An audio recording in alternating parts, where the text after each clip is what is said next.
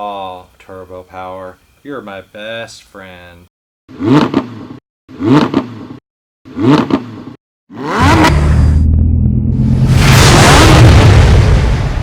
Old Bones is getting some attention. What I'm working on today is the Freon lines for the air conditioner system. Basically what happened was I was trying to charge it the other day because the AC system basically just blows warm air anymore in Old Bones. So I was trying to charge it, and actually I was adapting it from R12 to R134. And so I was putting the adapter on this fitting right here, which this goes directly into the compressor. And I was putting the 134 fitting on this R12 fitting, and the entire fitting cracked and broke right here at the base. So basically there's no way to fix that. It broke clean off right there at the base. So I had to order a whole new set of hoses, and so that's what I'm going to be installing today on Old Bones, hopefully trying to get this AC system back up and running. So I've gone ahead and kind of saved you guys the boredom of me digging into this. I've got this hose completely disconnected from the compressor. You can see right there, hopefully, and I'll give you a close-up once I get it out, of where the actual fitting broke off. I've got it disconnected from the dryer, and now I'm working my way down to the front. Okay, so I got the hose out, as you can tell. You can see a little bit better close-up. That nipple right there broke off, basically, where it attaches to this aluminum block, and I was trying to change out the R12 to R134, and it just split right off. I had to take the front grill off, obviously, to be able to get that out. It was just tight. It was real tight, so I had to take the grill off to get to it. So you can see this condenser that's on the front of the engine that basically is the cooler for the air conditioning system. Just has a ton of cotton and bugs, and a lot of the fins are really messed up. So I'm going to go ahead and try to clean that all off while the grill is out. You know, might as well take care of some preventative maintenance and things like that. Try to make it run a little bit better, cool a little bit better. Over here is in really bad shape. This is actually, it looks like it's been pretty protected because a lot of the fins aren't even bent on this side. But man, over here, this thing, it got a lot of bends on the fins themselves. All right, so I'm to the point where I can start putting the new hose back on. In my opinion, if your hoses or your replacement parts ever come with protective shields or things like that, go ahead and leave those on. Especially in this case, I'm going to have to kind of fish this through. And I don't think I would have any issues with destroying the threads or damaging the threads. But again, if this is already there, those kind of protective devices on until you get it installed, and then of course pull it off and you're good to go. And it'll just, you know, risk any further damage to your brand new part.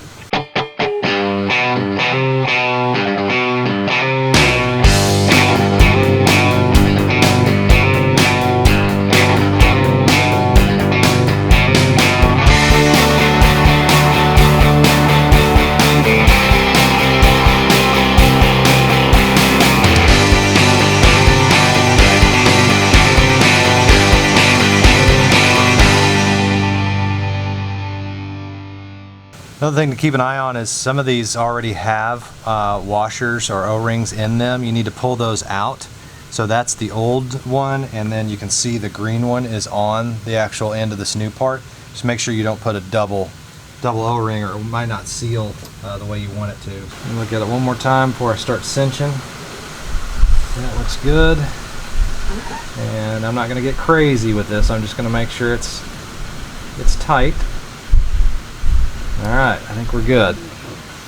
So I'm going to inspect everything, make sure hoses are in the right spots, make sure they're not being pinched, they're not rubbing up against something that they shouldn't rub up against. Looks good. Last thing now is I'm going to go ahead and cinch this up to the dryer. I'm hold on to it so I don't crimp any of the, or force it into something else that it doesn't need to go into and cause a problem. And we're done with the install other than just buttoning it up, and then we'll go ahead and start filling it with Freon here in a second.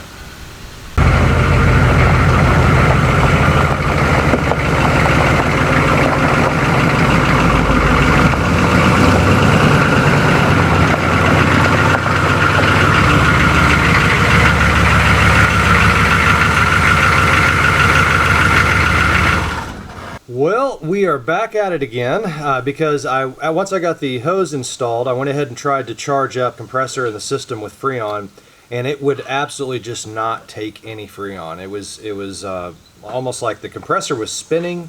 I had to bypass the compressor using the little paperclip trick on your sensor over there on your accumulator, and got the compressor up and running, engaging, but it just would not take any Freon whatsoever. So here's what I did. I went ahead and went out and bought a complete system: accumulator, new compressor, new condenser. I've already put the hoses on it. So essentially I'm replacing the entire AC system. Now, what's interesting about that and ironic is we are finally into fall here in Oklahoma. It came a couple of days ago, and we're actually in a really beautiful temperature, but we're now in almost mid-October. So I don't really need AC anymore because for the next 4 or 5 months it's going to be cool enough to where I can just drive around with the windows down. But since I've already started this process, I already have the grill off, I already have some of the things that I need to get access to off the truck, I figured, well, might as well go ahead and just get it done while it's all taken apart. Okay, so those are all the parts that came in. Remember, I went ahead and I've already changed out the hoses. So I've got brand new hoses, but I went ahead and got a brand new compressor, a brand new condenser, brand new accumulator dryer. I went ahead and ordered the orifice filter that actually goes right in here, but this one already came with one, and it came with all the O-rings and so forth to be able to get this done. So that is what I'm looking at as far as, remember earlier in the video I was a little bit concerned about how much damage this condenser has already taken on with bugs and fins that are bent and things like that. So why not go ahead and just change it out? That is the new hose that I've already put in. That's the hose that was existing, and I have not done anything with that yet. That's where the orifice is. If anybody's ever wondering where the orifice filter is, in most cars, I can't guarantee it's here on all of them, but at least on this car, it's right in here. So you would just take off that fitting right there, use a needle nose or something like that to pull that orifice filter out and go from there. So good thing is the new one already has one in it. I'm going to replace this. So really what I need to get into is take off this, take off the horn, take off, I believe that's either transmission or oil cooler. Then I've already got the hoses in, like I said. I'll go ahead and change out the compressor and get that changed out, and then I'll work my way back to the dryer and get that changed out. Once that is all done, I'll have this whole thing cinched up, and then I'll add Freon to the system, and hopefully it works. We'll see. So I got the condenser off. It's sitting over there on the ground. And now you're looking at the radiator. As you can tell, it's probably a good idea to clean this off a little bit. Here's a dirt dauber nest and a bunch of just leaves and things like that. And then if you go over here to the actual condenser itself, you can see kind of where the center deal for the release on the hood was right there, but everywhere else is just completely messed up. Okay, I went ahead and got the condenser in, so you see the new condenser there. Where I ran into problems was right here. This connection was boogered up, and getting it off of the old condenser was not good. As you can tell right here, it ended up just pulling that entire pipe off because it was the entire threads, you can see it right there, were stripped going into it. So subsequently, this fitting had a little bit of boogering on the threads, and I got it down as far as I can. I'm not sure that that's not going to leak right there. I don't know if I got that connection tight enough for the O-ring to be squashed and hold pressure. So what I'm going to do is not install the rest of this back. So I'm not going to put the hood latch or anything back onto it at this moment in time. I'm going to go ahead and go forward with installing the new compressor and the new accumulator, and go ahead and get the system charged. And then obviously if I have a leak, more than likely it's going to be right here, and I won't have to take everything back apart again. Okay, so I got the compressor out. This is the old compressor and this is the new compressor, and basically I'm just looking over the backside, make sure everything looks familiar, and it looks like it's almost the exact same. Couple of little differences here and there, but I don't think anything's going to be too major. There's a plug right here that I've got to take out. And this compressor came shipped with 3 ounces of oil already in it. It says that 8 ounces is needed, so I went ahead and picked up some PAG 150 compressor oil, and this is an 8-ounce bottle, and so I just need to measure out 5 ounces and put into this compressor. Then the other thing I've got to do is take out this compression ring right here and install this plug on the back of the new compressor.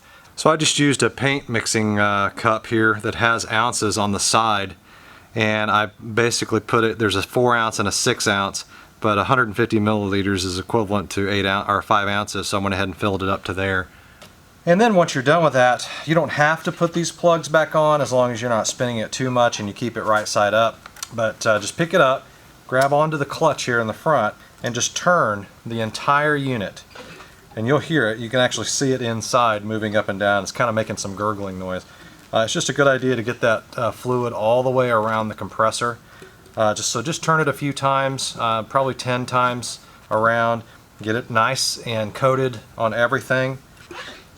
And then when you start it up for the first time, it's not metal to metal contact. You actually have oil that's surrounding the entire compressor. Okay, the next thing I'm going to do is take out this spring clip to install this switch and move it over. Harbor Freight to the rescue again. Guys, I picked this up at Harbor Freight. I think it was on sale for like $3.99 a few months ago. Again, snap ring pliers with interchangeable heads. It's just one of those things that, you know, you just have to have every once in a while when you're doing a job like this or a specialty job. So I went ahead and picked it up. Obviously still in the box, I haven't even used it, but for $3.99 it's good insurance just to have laying around the shop when you need it, and so happens I need it today. Okay, one of the things that I have looked everywhere trying to find a video or some sort of instructions on how to do this and can't find it, so hopefully I'm the first one who's doing this on YouTube.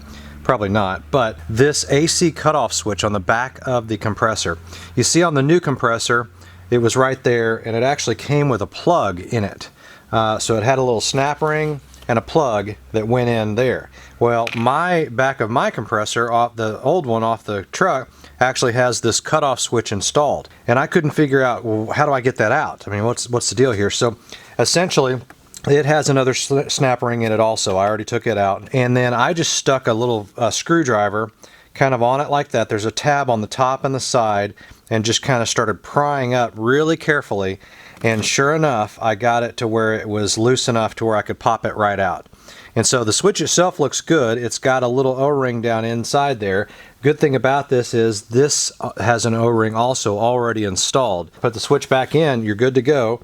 Put the snap ring back on, and you've changed out the AC cutoff switch on the back of a compressor. I'm going to go ahead and put this plug back on the compressor just to keep my oil from coming out whenever I'm putting the actual compressor back on.